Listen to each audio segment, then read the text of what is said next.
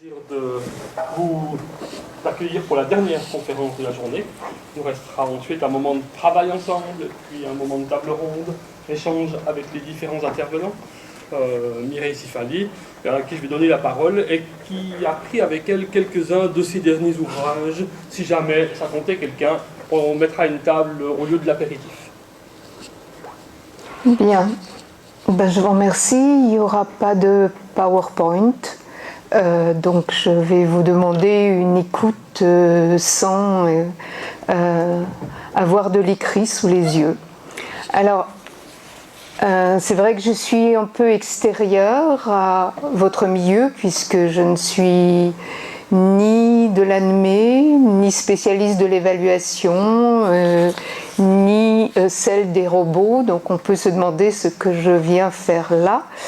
Je suis une clinicienne et je vais essayer de partager avec vous quelques-unes de mes convictions autour des robots, mais autour de la relation humaine et de l'épistémologie à laquelle nous devons rester attentifs. Donc c'est vrai que quand on parle de nouveautés technologiques, utilisation d'outils, il y a toujours deux réactions opposés, c'est-à-dire les réactifs annonciateurs d'une catastrophe, les pessimistes, ceux qui diront que nous sommes dans la régression, et les enthousiastes naïfs, comme on les appelle, ceux qui pensent que l'invention est géniale et qu'ils sont tout émerveillés de ce qu'elle pourra faire. Or, tous les philosophes de l'usage des outils depuis la nuit des temps disent que effectivement il s'agit d'analyser les réceptions sociales des outils et qu'un outil va forcément transformer, bouleverser, avoir un impact sur les individus et qu'il est nécessaire pour toute invention technologique de voir comment, et tout sera dans la nuance, dans la manière dont on en fera usage.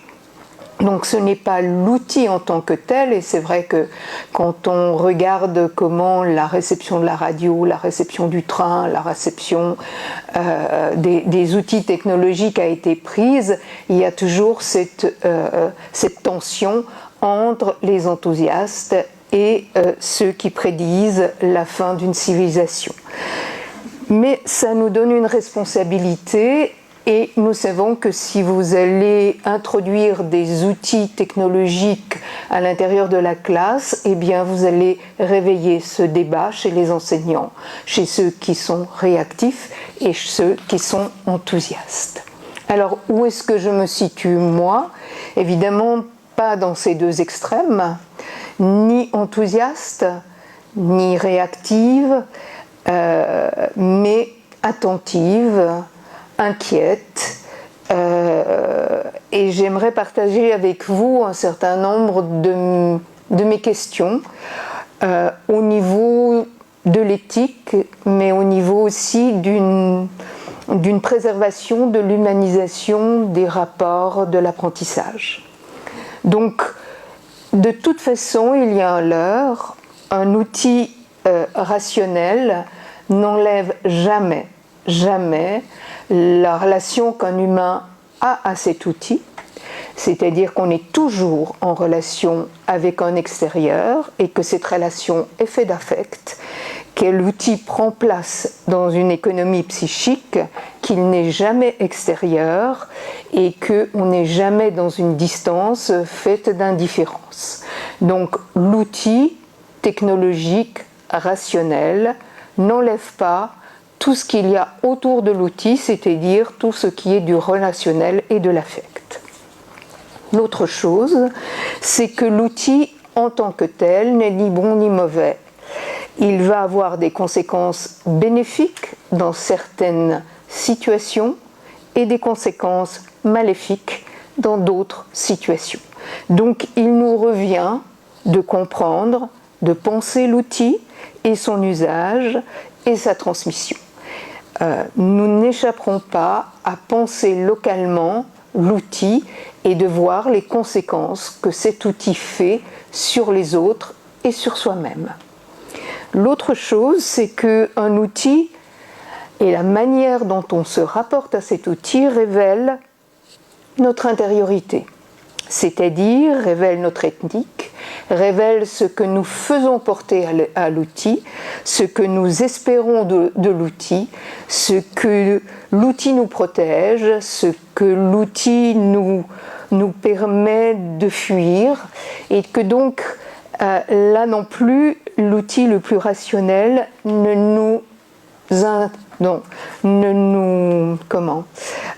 nous porte pas à éviter de travailler intérieurement à ce que l'on donne comme place à cet outil.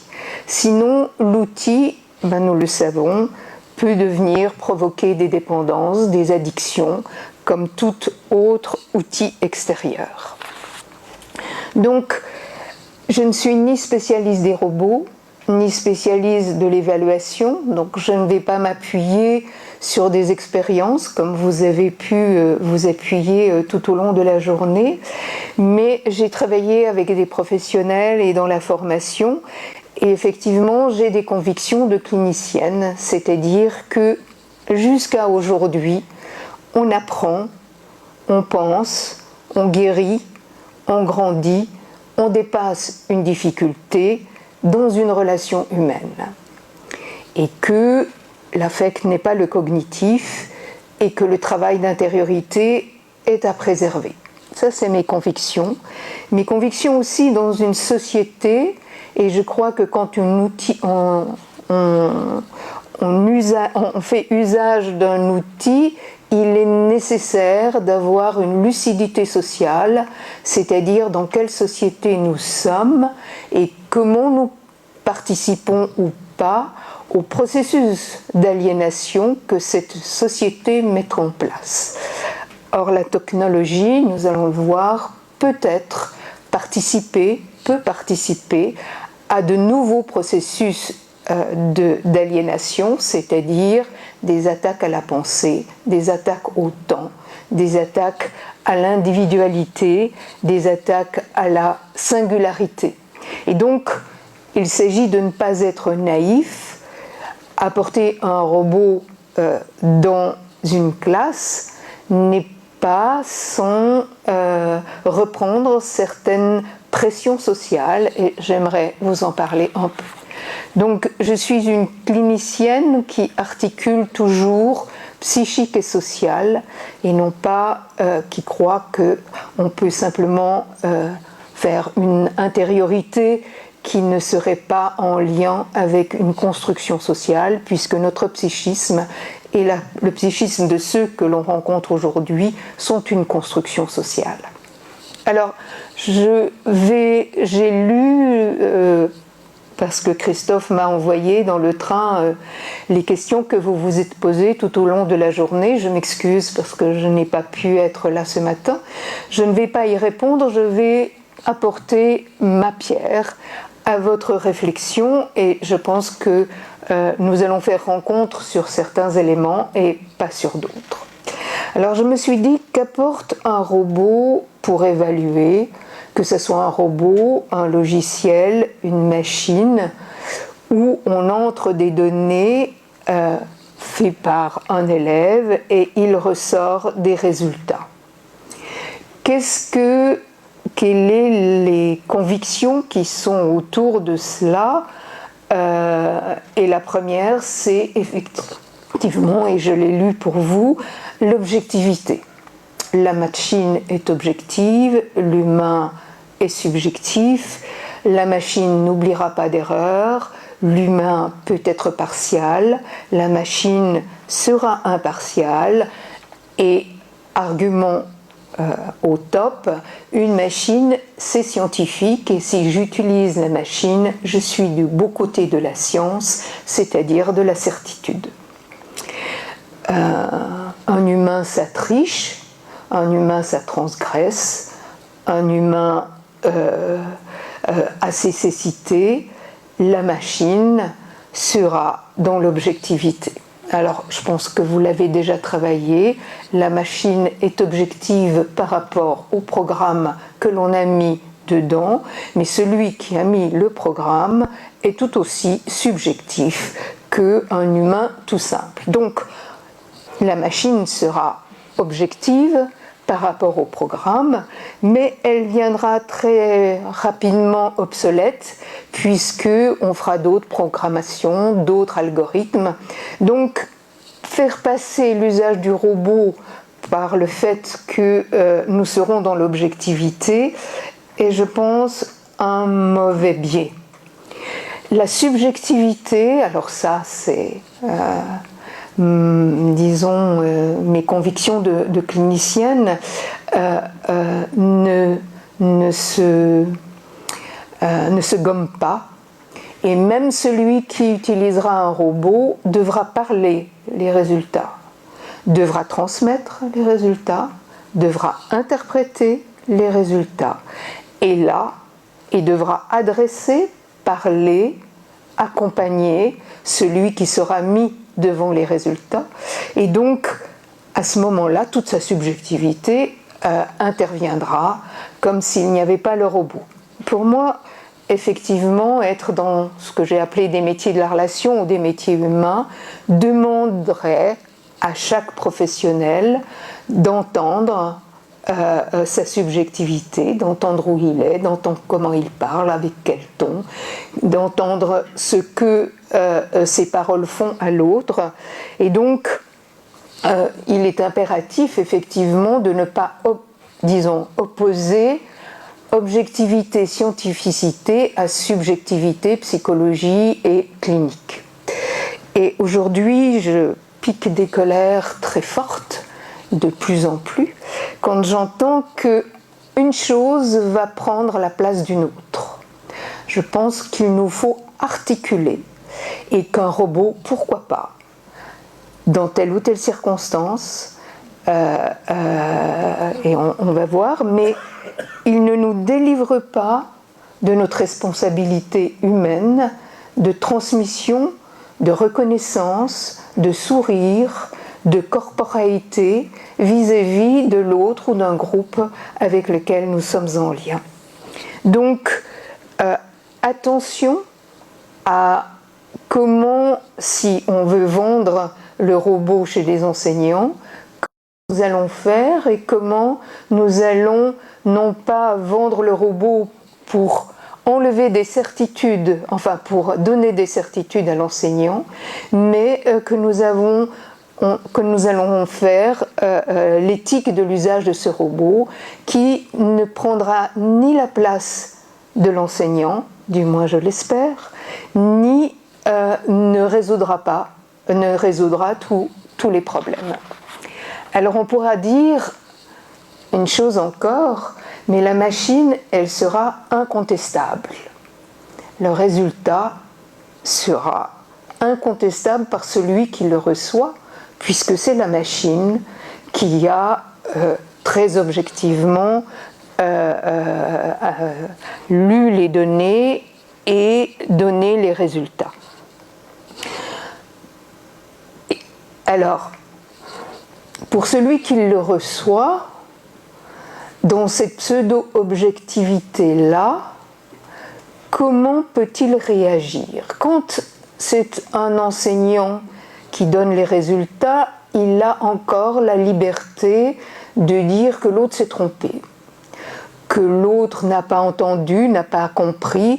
Il a la liberté de contester, il a la liberté d'attaquer. Pour la machine, il aura juste la liberté de la casser, mais il sera mis dans une position très certainement d'impuissance, c'est-à-dire de soumission aux résultats qui sont là, dits objectifs, et que peut-être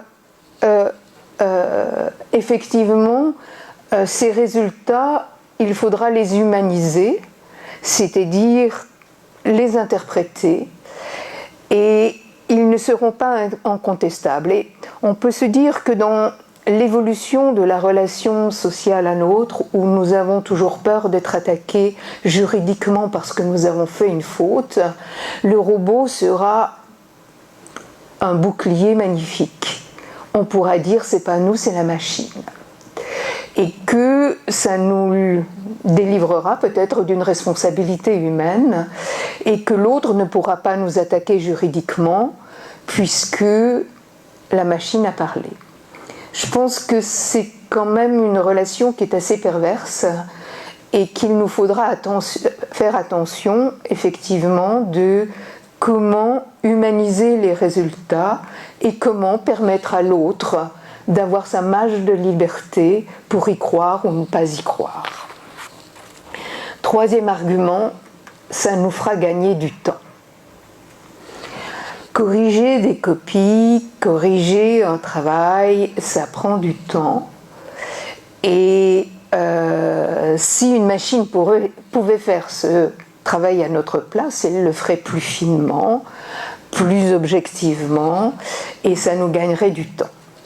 Ce rapport au temps est un rapport bien particulier dans notre société que Hartmut Rosa, qui est un philosophe et sociologue, a appelé notre postmodernité ou notre modernité tardive.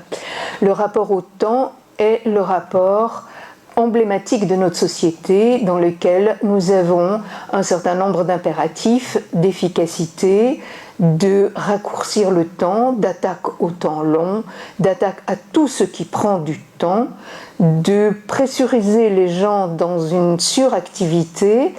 Et nous savons, et les sociologues le disent, que c'est un des processus d'aliénation les plus subtils, de ne plus permettre de s'arrêter, d'être dans une addiction à l'agir. Or, nous savons que penser, créer, guérir, dépasser une difficulté demande un temps long, un temps qui n'est pas compté. Alors, je vous poserai la question, effectivement, quand on gagne du temps, on en perd. Et quand, en tout cas pour moi, quand je corrigeais des textes d'étudiants pour leur mémoire ou leur thèse, lire le texte, repérer là où ça ne marche pas, intégrer le texte dans mon corps, c'est-à-dire s'approprier le corps de l'autre, me permettait peut-être, dans la lenteur, de me permettre, non pas de comprendre, mais de pointer ce qui ne marche pas. Et que ce travail d'intégration, comme on a un travail d'intégration de lecture ou d'un savoir, est nécessaire, et que si on a des résultats tout crachés, on n'aura pas ce temps. Ou alors il faudra le prendre. C'est-à-dire, qu'est-ce que ça me dit de la difficulté de l'autre? Et donc, gagner du temps, pourquoi faire? Ça, c'est la deuxième question, c'est-à-dire, est-ce que je gagne du temps pour mieux accompagner l'autre, pour mieux être en lien avec l'autre, pour mieux espérer pouvoir transmettre quelque chose à cet autre, ou est-ce que ça me permettra encore de m'agiter encore plus? Donc, je pense que l'argument gagner du temps n'est pas neutre, et que nous savons qu'aujourd'hui les burn-out, les épuisements psychiques viennent de cette pression d'une temporalité que toute la société, dans ses processus d'accélération, dans ce turn-out qu'elle veut, dans cette attaque à la lenteur, nous fait subir. Et certains sociologues disent que notre corps, ne peut plus faire avec cette accélération du temps, et que toutes les maladies aujourd'hui professionnelles sont des maladies de construction sociale, et que voilà, nous avons, nous, à notre place, à nous demander effectivement que faisons-nous par rapport à cette temporalité. Pressons-nous les autres de se transformer en 3 semaines, ou en 2 semaines, ou en 2 jours, ou en un stage, ou essayons-nous de lâcher cette emprise de la suractivité. Donc, vous dire que pour certains d'enfants, le rapport à la machine sera bénéfique. Comme on dit des vieux, que leur rapport au robot est un rapport qui leur permet d'avoir un lien et que la machine est là pour supplanter une solitude extrêmement douloureuse. Alors pour un enfant qui a été maltraité par un enseignant ou des humains, le rapport à la machine peut être peut-être plus sécurisant parce que la machine-là ne va pas le gronder, ne va pas la juger. Et pour un autre, ça sera l'horreur, parce que cette machine, c'est un monstre qui n'a pas d'affect, qui n'a pas de corporéité. Et donc nous aurons à comprendre, pour chacun des enfants, quand on introduit un outil, cet outil va résonner différemment pour chacun. Et que notre place de professionnel n'est pas de croire que la généralisation de l'outil va avoir des conséquences uniformes, mais de reprendre individuellement les conséquences pour chacun. Et pour celui qui a horreur de la machine, peut-être qu'il y aura à lui permettre de s'apprivoiser avec la machine, et pour celui qui est attaché à sa machine, de le détacher de la machine pour trouver non pas une relation virtuelle, mais une relation sensible. Et nous savons qu'aujourd'hui, la plupart des philosophes, et c'est un mot qui revient, que je relis, qui a été, disons, ce sur quoi je me suis appuyée toute ma carrière, celle de la sensibilité, c'est-à-dire être sensible, vibrer, affecter. Et Amremut Rosa dit que la manière dont on peut résister au processus d'aliénation d'aujourd'hui, c'est de prendre soin de nos relations résonantes, comme il les appelle, c'est-à-dire nos relations où nous sentons, nous vibrons dans l'art, le rapport à la nature, le rapport à la religion, le rapport à la famille, le rapport à l'autre, et que c'est cela qui nous permet de garder une humanité, mais surtout de garder une consistance qui nous permet de résister à des processus qui sont mortifères. Donc, bien entendu que la machine peut prendre la place d'un humain, mais ce n'est pas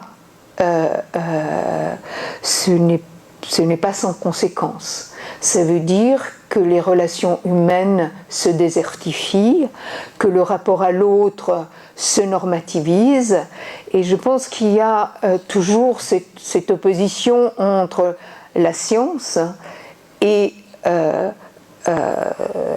l'intériorité, que là aussi, il s'agit, même si nous sommes dans l'évaluation des mathématiques, où on pourrait se dire que rien n'est plus objectif que les mathématiques, nous avons la responsabilité de garder le lien, la relation, la manière de parler, notre consistance, pour rencontrer des êtres humains et préserver cette intériorité.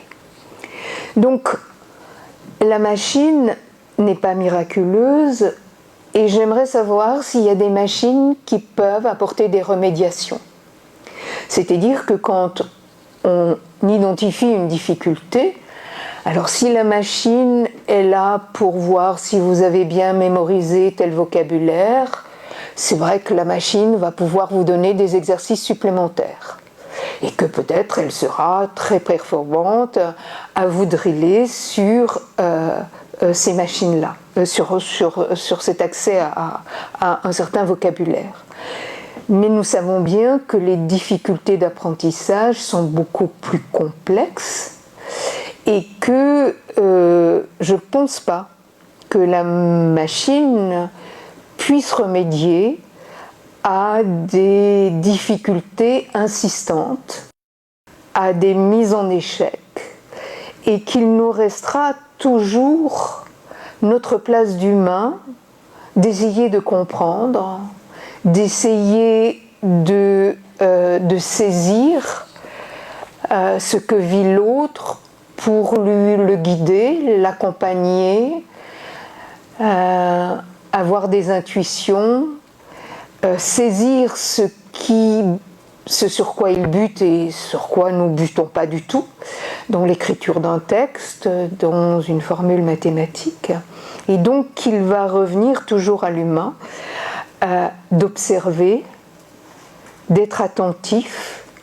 Et on dit que tous les métiers de la relation sont des métiers de l'attention, c'est-à-dire d'être présent, de voir ce qui se passe, d'entendre ce qui se passe, d'être ouvert à ce qui se passe, de n'être pas fermé sur nos certitudes, mais de regarder l'autre comment il réagit, de regarder son corps, de regarder sa sensibilité.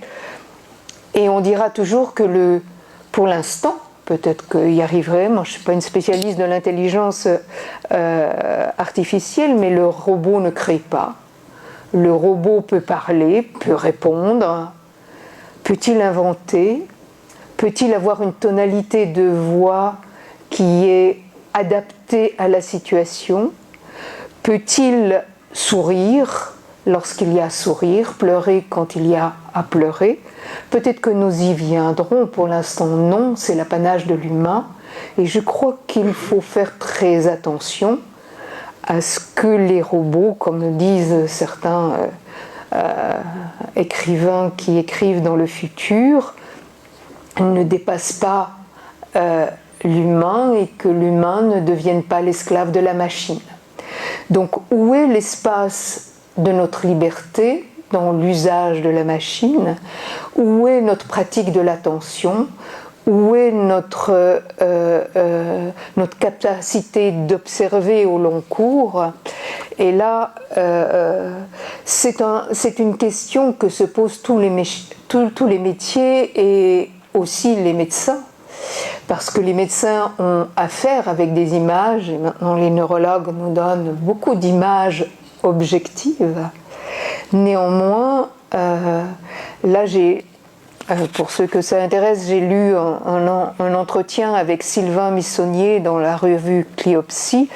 Et Sylvain Missonnier est un clinicien du virtuel, c'est-à-dire un thérapeute, un psychanalyste, mais qui fait avec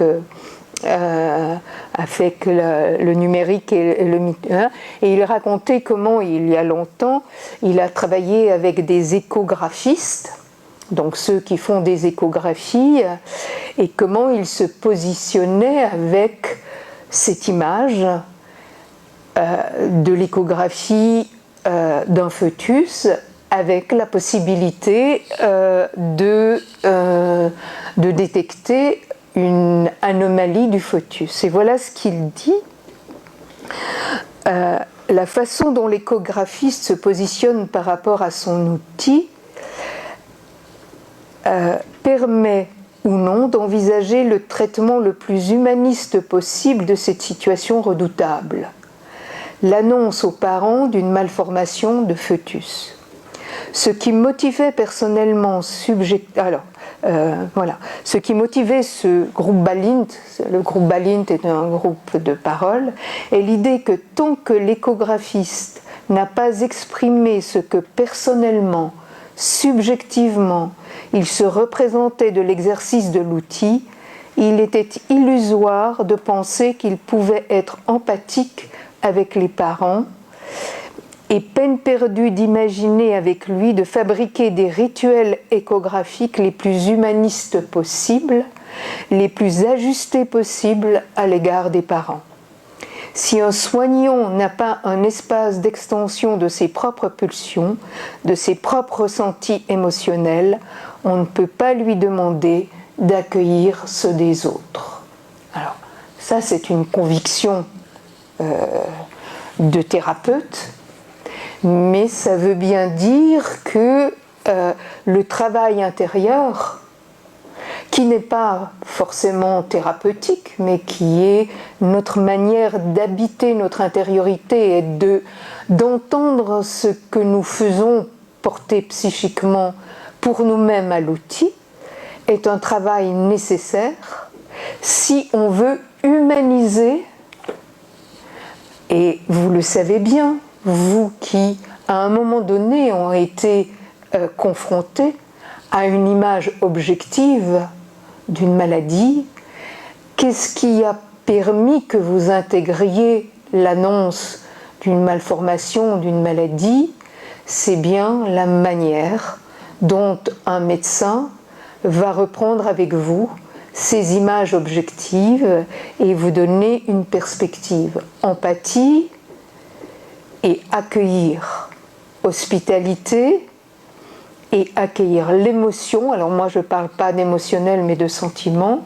Les sentiments que l'on éprouve, la gêne que l'on éprouve, nos propres limites psychiques ne sont pas des choses anormales, mais sont des choses à travailler. Et le robot ne nous empêchera pas, enfin si le robot prend la place de notre intériorité, je dirais que c'est une mauvaise perspective.